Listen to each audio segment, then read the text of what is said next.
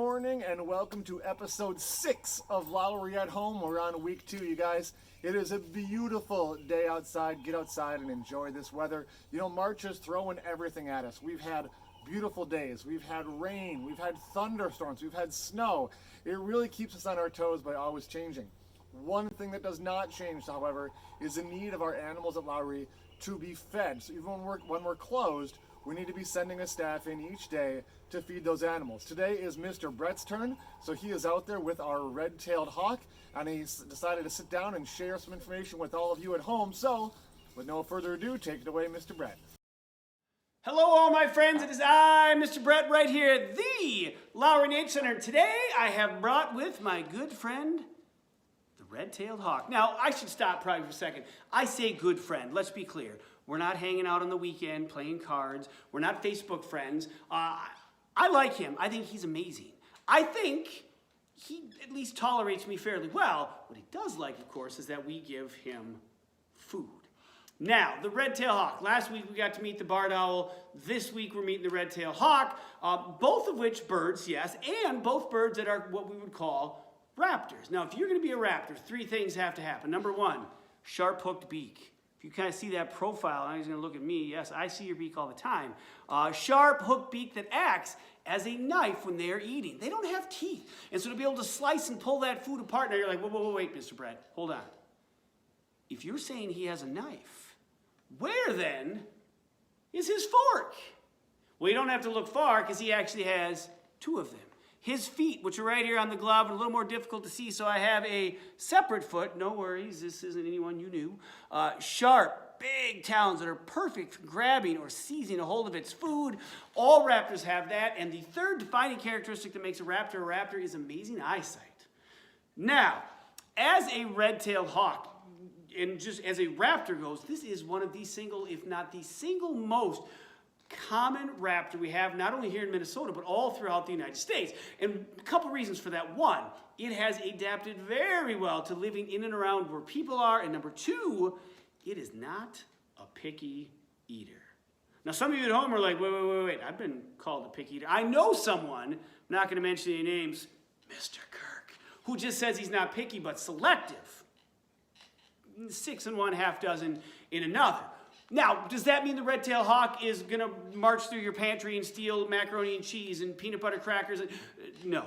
But mice? Absolutely. Snakes, for sure. Squirrels, rabbits, other birds. Whatever happens to come his way, he is going to go ahead and then try to eat it. Now, as a hawk, he is not built for speed. There are actually 2 subgroups of hawks. We have the accipiters, which are built more like falcons. Those are the sharp-shinned hawks. Those are the Cooper's hawks that are by your bird feeders picking off unsuspecting songbirds. What we just saw there, by the way, we call that in bird language a rouse.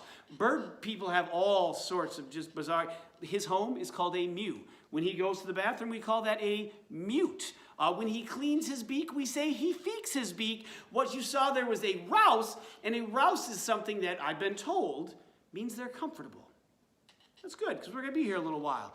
Now, again, back to the eating part and catching food. He's not an accipiter. He's not built for speed. He is in the subgroup of hawks called buteos.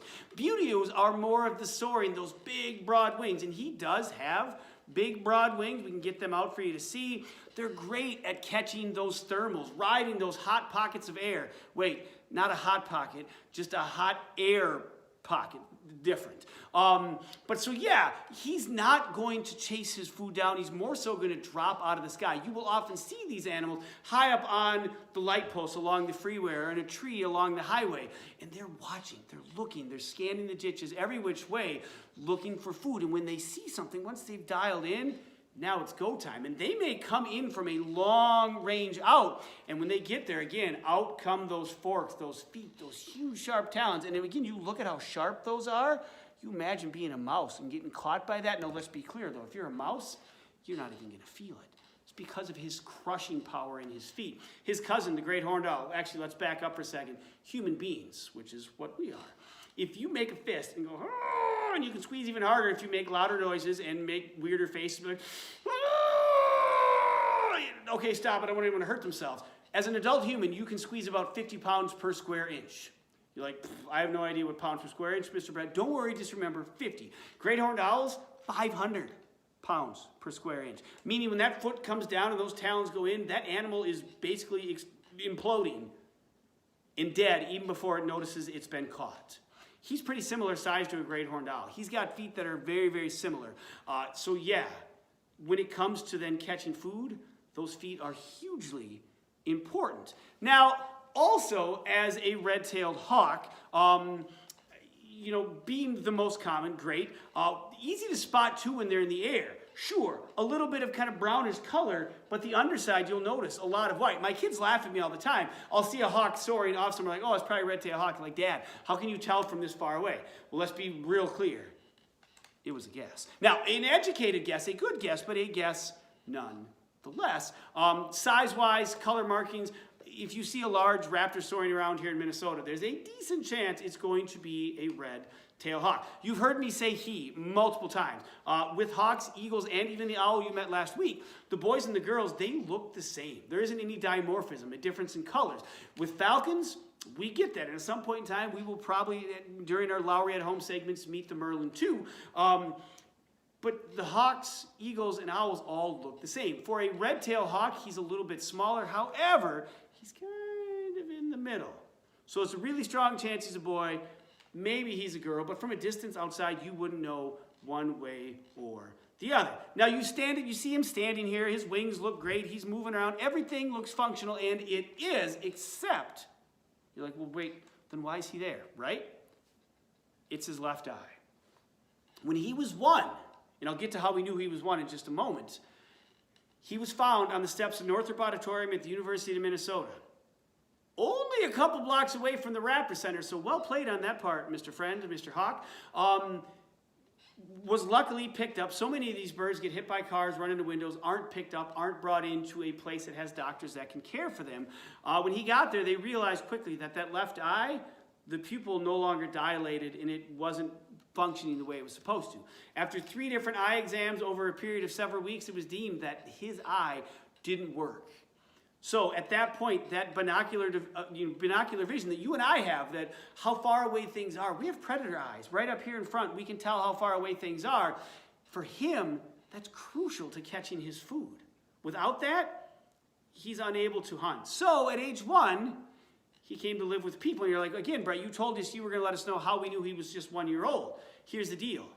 It's that tail. I've been talking about the red-tailed hawk tail. When he came to us, he didn't have a tail that looked to it. Some birds, all by 8 weeks old, are full grown, but a lot of them will have juvenile feathers for a while. Not the weird fuzzy chick feathers, but actual full-size feathers that look different. Bald eagles are a great example of this. Anywhere between 3 to 5 years where they get that very typical white head. For him, doesn't get that red tail till he's 1 year old. When he came to us, his tail was brown with black stripes. And he had a few other different things going on, but that was the key. Had he come in with the red tail, they have no idea.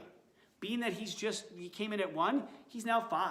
In the wild, he's going to live to be 14 or 15 years old. With us, he might live to be 30. You could be coming out here to Lowry and visit this red-tailed hawk for years and years to come. I hope you've enjoyed our time together this morning. I had a blast. Our red-tailed hawk friend seems to be enjoying himself as much as I can tell as well. Thanks for being a part of Lowry at Home. I hope everyone is having a great time at home. Stay healthy, and until next time, peace! Thanks, Brett, for that great information about the hawk. Now, if you had any questions for Mr. Brett, please do put them down in the comments.